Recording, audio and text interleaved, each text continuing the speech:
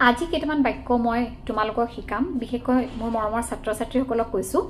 যিকেইটা বাক্য তোমালোকে সাধাৰণতে কিবা এটা অনুমতি লবৰ কাৰণে ব্যৱহাৰ কৰিব পাৰা এই ধৰা বাহিৰলৈ যাব লাগে